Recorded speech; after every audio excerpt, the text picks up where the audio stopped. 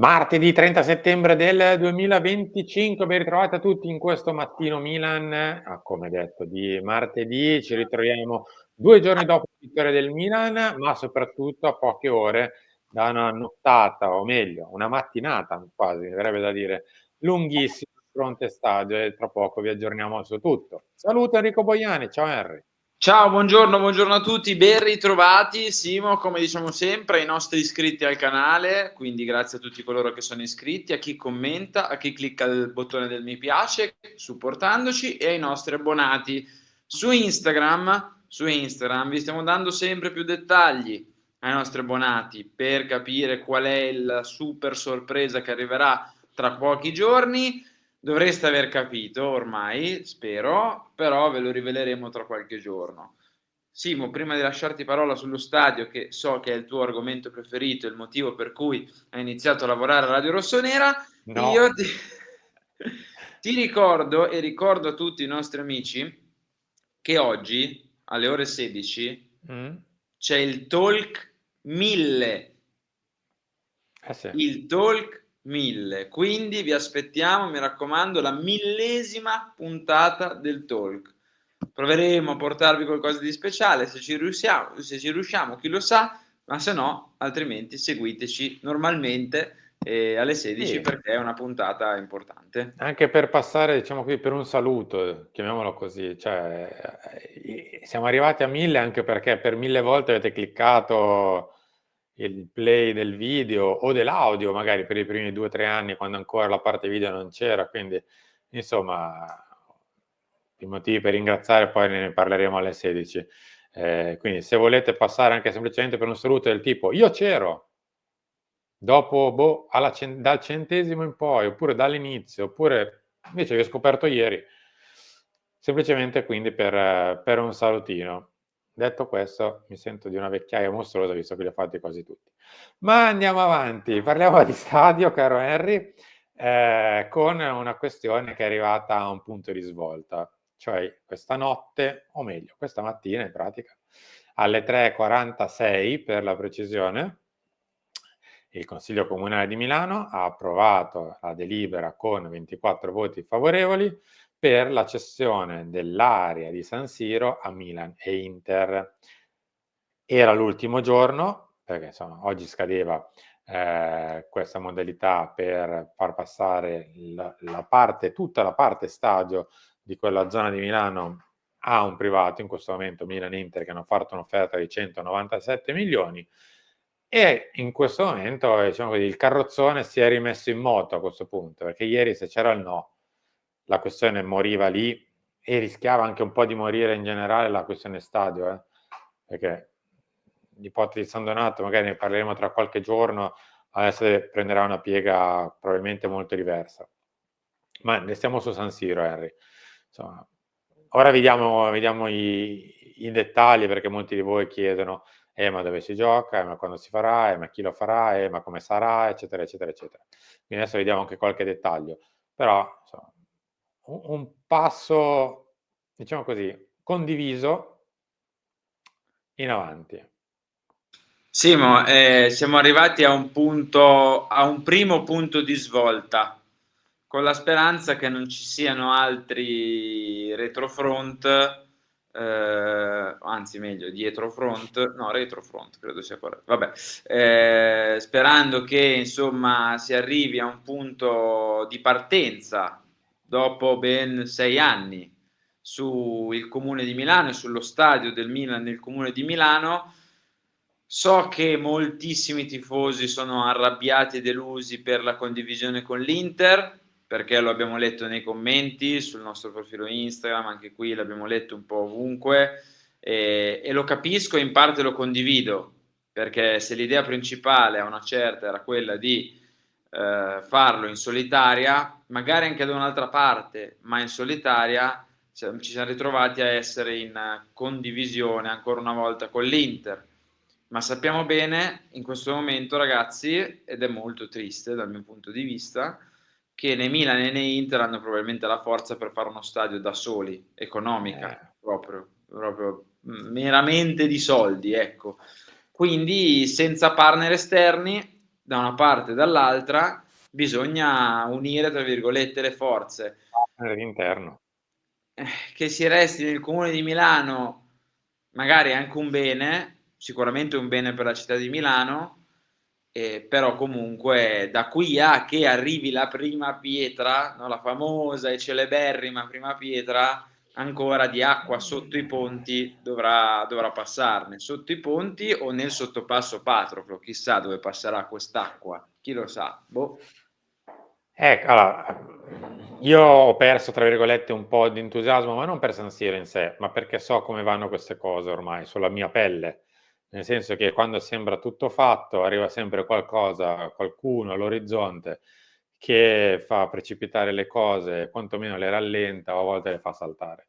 Quindi fin quando non vedo l'operaio, diciamo così, che gira la chiavetta nella ruspa e accende la ruspa per la prima giornata dei lavori, io ancora non mi esprimo. È ovvio, è evidente che il passo di ieri è decisivo per uno stadio condiviso a San Siro, era iper decisivo, se fosse stato un no, diventa decisivo con il sì, perché comunque fa partire un iter che ci vedrà per il prossimo mese con quelli che sono i vari passaggi bancari barra assicurativi per ottenere tutte le coperture finanziarie del caso e a quel punto rogitare, perché insomma bisogna comprarlo effettivamente come se fosse una vera e propria casa, insomma bisogna comprarne appunto la proprietà. E quindi Milan-Inter ritorno, diciamo così, a viaggiare insieme, dopo che magari per un paio d'anni si erano un po' divise, un anno e mezzo con vari progetti, soprattutto al Milan, mi viene da pensare, visto che aveva comprato anche i terreni. Piccola parentesi, in effetti fa un pochino strano che una squadra, mi verrebbe a dire quasi una città come Milano non riesca, per bacino d'utenza, tifoseria quindi collegata, prestigio internazionale della città, prestigio internazionale delle squadre, ad avere 2 stadi che hanno squadre e città ben inferiori a Milano rispetto a quello che hanno fatto ed è quello che sono in questo momento. Dispiace perché insomma poteva essere un'occasione per avere 2 case distinte. Se l'alternativa, capisco che può sembrare un meno peggio, però se l'alternativa era non c'è un'alternativa, ci prendiamo questa alternativa, nel senso che uno stadio comunque nuovo di proprietà a metà del Milan è sempre meglio che restare a San Siro e non sapere dove andare, con un San Siro che devi ristrutturare, dove, come, quando, perché. E quindi è ovvio che può essere comunque vista positivamente. Non è magari il top di gamma, ecco, delle Sì, poi questioni. Simo sappiamo bene che dal punto di vista anche societario, e parlo più in visioni future, cioè di eventuali cessioni, soprattutto, lo stadio è sempre stata la chiave, no? Cioè avere uno stadio di Sì. proprietà è sempre stata la chiave e l'obiettivo di chi ha comprato il Milan un po' di anni fa, e parlo probabilmente di entrambe le proprietà, sia Elliott prima che Redbourn poi, l'obiettivo per poi rivendere eventualmente il Milan con anche lo stadio di proprietà come, diciamo, bene integrato, no? E quindi anche da questo punto di vista qua, per chi spera che il Milan possa passare di mano, apro e chiudo parentesi, mi auguro tutti quanti, ma vabbè, adesso magari c'è un'arma in più, no? Per poter vendere il Milan, c'è un'arma in più per magari Beh, Redbird o Elliott, chi che sia, guadagnarci, e sapevamo che era chiave e speriamo che sia chiave in discorsi futuri di questo tipo. Sappiamo anche che c'è questa clausola che invita almeno una delle due squadre a restare. non è in vita, Eh? obbliga. Obbliga, esatto, sì, volevo essere carino, tra virgolette. Obbliga una delle due squadre a rimanere lì, Per e, almeno 15 anni. ecco, e quindi staremo a vedere poi cosa succederà, staremo a vedere se si riesce a far tutto entro novembre, che è il mese, no, del vincolo. Insomma, ancora ce n'è di cose da fare, però stamattina è arrivato un passo molto, molto importante. Se vedete il video con una mezz'oretta di ritardo rispetto al solito, e anche perché ragazzi hanno finito alle 4, cioè non so come dirvelo, stanotte, quindi abbiate un briciolo di pazienza che anche noi ci siamo dovuti tarare un po' su questo. Al di là di questi aspetti, io penso che, anzi, sono sicuro che con un rogito in mano, ancor prima dei lavori, con un rogito in mano ci si apre, diciamo così, a discorsi molto differenti, anche per quanto riguarda un possibile cambio della guardia a livello proprietario, sia per quanto riguarda Redbird che per quanto riguarda Elliott. Io su questo sono sicuro. Mi piacerebbe, diciamo così, che a questo punto, una volta che ho, diciamo, digerito la questione che devo essere ancora insieme all'Inter, è allora che di fianco al vecchio San Siro venga su uno stadio veramente non fuori di testa, di più. Cioè deve essere una roba che fa scuola per i prossimi 20 anni poi a quel punto. Deve essere uno stadio completamente fuori da ogni schema, non nel schema nel senso strano, però veramente iper mega top di gamma. Detto questo, qualche specifica: 71.500 spettatori.